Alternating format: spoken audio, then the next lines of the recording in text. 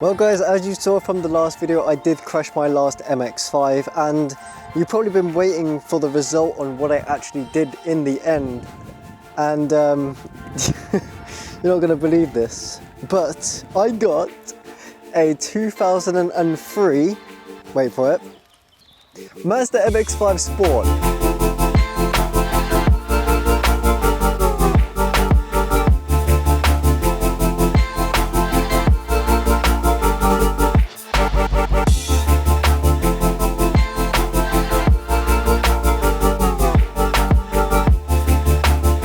This thing looks insane. It has the sport wheels, it has the 1.8 litre VVT with the LSD, which we'll get into very shortly. So this car is incredible compared to the last one, and even the colour is the first part. It's like the colour is just insane compared to my last car when it was literally green before, and now it's just this splash green, which is kind of looks blue in the sun, but it is actually green, which is very weird. So let's start by going through the features of the car compared to the last car, and let's just say this car has a lot more features compared to my original car. So the first one that was a big yes for me when buying the car is the fact that it's central locking.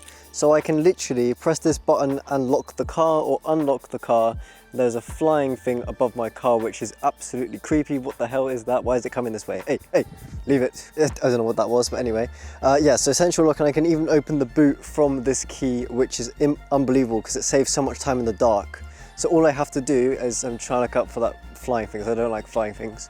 But yeah, basically all I have to do is press this button, releases the car boot, and now I can access the boot.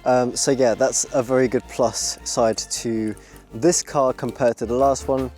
And the second one will be the wheels. As you can see, they are very, very nicely designed. They do need a good clean though, as I haven't cleaned them since I got it. We are going to change the brakes calipers on this at some point, because as you can see, there's quite a lot of rust there.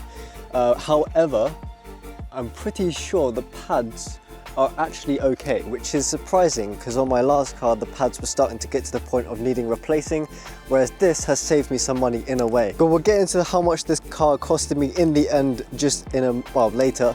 Yeah, as you can see at the back as well, we do need to change the calipers. The discs, I might do those as well because I want to get the ones with like the grooves in them, or like the holes in them, so it's just better performance basically, because you know they do look cooler as well when they have like the holes in them, let's be honest. So there is that. Now the next one is obviously the LSD. I can't exactly show you the LSD under the car because it's like under the car, but it allows me to be able to like control the car better in skidding scenarios, or even like when it's snowing. I can actually drive this car possibly in the snow now compared to my last car, which had open diff. It would have been a bit of a struggle to drive in the snow if I could even move, if that. So this is definitely an upgrade in that kind of department as well. So as we move into the inside here, let's unlock the car and let's go inside. So as you can see already, we have the gnarly spec interior, which looks insane. As you can see, the gnarly spec wheel, which in my other car didn't have that. It just had a normal 3-spoke wheel in the end after we upgraded it. Now if I get in the car, we also have heated seats, which is definitely something I was looking for when I was originally buying an MX-5, but unfortunately I didn't get that on my last car. But this one is a game changer because oh my god, it's cold in the mornings, and this does, yeah, it saves it. Now this was another game changer, right? So we have a 6-speed manual, which, oh my god, is a game changer as well. Like, the last car I had was a 5-speed, which meant that on the motorways and dual carriageways, it was a little bit loud, but I have a stock exhaust, so it wouldn't be too bad. But yeah, this definitely does save the fuel as well, because it means that I can just put it in 6th gear, have lower RPMs, which means it's using less fuel, which means it's better. So that's always good. However, the tax on this car is, yeah, don't even talk about the tax on MX-5. I don't even know what it is about the UK, but tax is just something different in the UK. I want to move out of the UK, but that's a different story for another time. Why is there a flying thing? Oh my god, I'm in the wrong place for this. Literally in the middle of the woods, and there's flying things everywhere. Anyway, you know what I was saying about, if you've been here for a long time, you probably noticed how I was talking about cup holders in the last car. Well, this one actually doesn't have a broken one, so I'm definitely going to be looking after that for sure. Now, my last car had 60,000 miles on it, and this car, surprisingly, you're probably going to feel, you're going to be like, oh, is he going to say it's less? Well, if I can get the key in the car, that would be good. Okay, so if I put the ignition on, we have, yep, 80,000 miles, which is not too bad for the car market, because a lot of these, they're 100k or upwards, which is mental.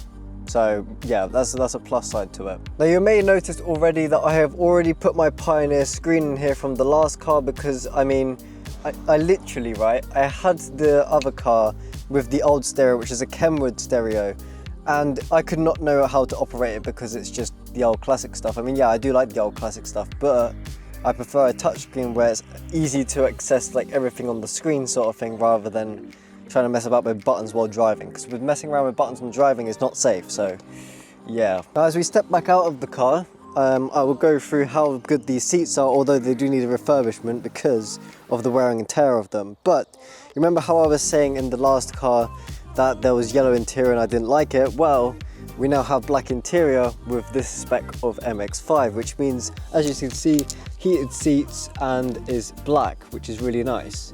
However, which is really weird actually, I didn't know this until I got into the car when I got home, that these seats are a little bit thicker at the bottom, which means my head has less headroom. So sometimes when I get in the car, I can feel my hair just dragging across the top of the soft top, which is really annoying, but I'll just like slouch a little bit, you know, so I can just about fit in this car.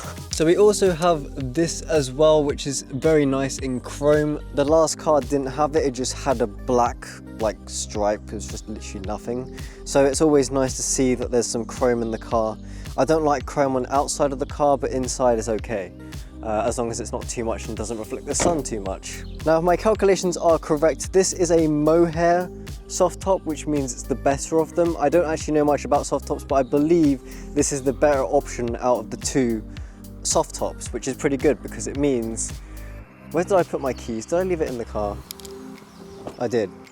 Shouldn't do that, but there's no one around anyway. So yeah, that's about that with the soft top. I mean, it's literally the same as the last one, just a different material. So that's that. Paintwork is immaculate pretty much because it had a recent respray.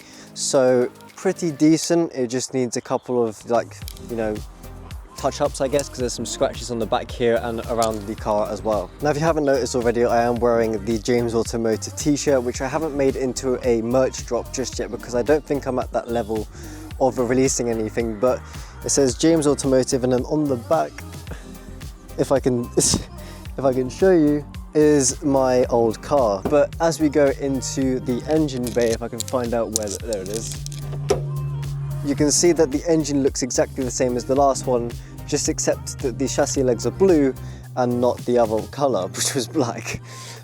So yeah, pretty decent looking engine bay. I'm going to restore some of these head gasket stuff. Sorry, rocker cover gasket. I keep getting those mixed up. But the rocker cover, I'm going to paint a color of something. I might go with black or I might go with blue, but I don't know yet. But it just needs to look better than grey, and I might do the same for the throttle body as well, because obviously this color does not look nice. It's some weird grey color, which is weird. I don't know why it's done that, but anyway, pretty decent engine bay. And one thing that I have on this one is an actual proper dipstick, because in my last one it was snapped, so that's always a plus side to it. And I'm going to be very careful. I now do it like the Porsche's like community, where they just put it down on the front because it's just better that way, and it also keeps it longer lasting. And one thing I forgot to mention is the fact that this car has fog lights, which my last one did not. So as you can see here, we have the fog lights here, which looks very nice. And if you remember on the last one, some idiot decided to paint the covers in different colors. So one was black and one was gray. Or no, one was black and one was the paint job color, which was weird. I don't know why they did that. But at least with this one, I can see that it has pretty decent lights. So that's pretty decent. I just said decent a bunch of times, didn't I? Wow. Now, this does have a working aerial. However, I have turned it off by unplugging it because it was bugging me how tall it was. I mean, I don't know why, it's just super tall. It's like this high above the car, and when you're driving, it's just humiliating because you've just got this ginormous aerial popping up on your car.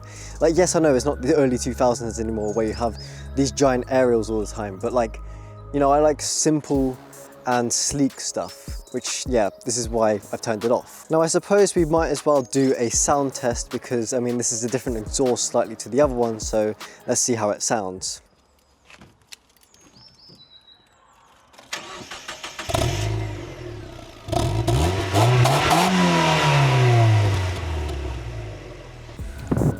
Pretty decent. To be fair, it sounds like an MX-5. I mean, it's pretty stock, it's a stock sports exhaust, I believe, so it sounds a little bit different than my last car. But pretty decent, and as you can see, the arches are pretty much new. I have noticed, actually, I don't know if this is dirt or something. That might be dirt, actually, yeah. Oh yeah, that's dirt, okay. That's not scary then. But yeah, I have to say I'm very happy with this. But let's go and do some driving and yeah, talk about the car more. So as you can see, I don't have much headroom here, which is, yeah, not fun. Right, let's make a little U-turn here. Oh yeah, so I've got to remember this is a 6-gear and not a 5-speed, which is weird because I'm so used to having a 5-speed because my first car was a 5-speed and the last MX-5 was a 5-speed. That I'm just used to it now. But yeah, let's have some fun.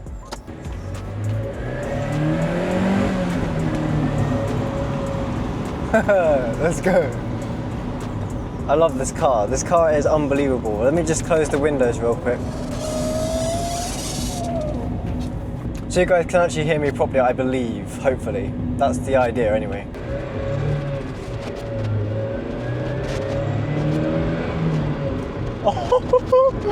Oh my god. This car is something else, I have to say. Like, it's literally, I don't know, it just brings a smile to our face every single time. I mean, it's really hot in this car now. But yeah, I have to say I'm very happy with how this turned out. So we're getting to prices now, actually. So this car, I paid £3,100 for this car, which is not far off of the dealer's like original price. And it was because he was very uptight with how he's able to look after this car and stuff, that he didn't want to let it go for a cheap price. Which is understandable. I mean, he had it for 20 plus years, so that's unbelievable in itself. But yeah, I'm very glad that I've been able to get this car because it's what I wanted in an MX-5, and in the winter I can now put my heated seats on and not be cold, so that's always a plus as well.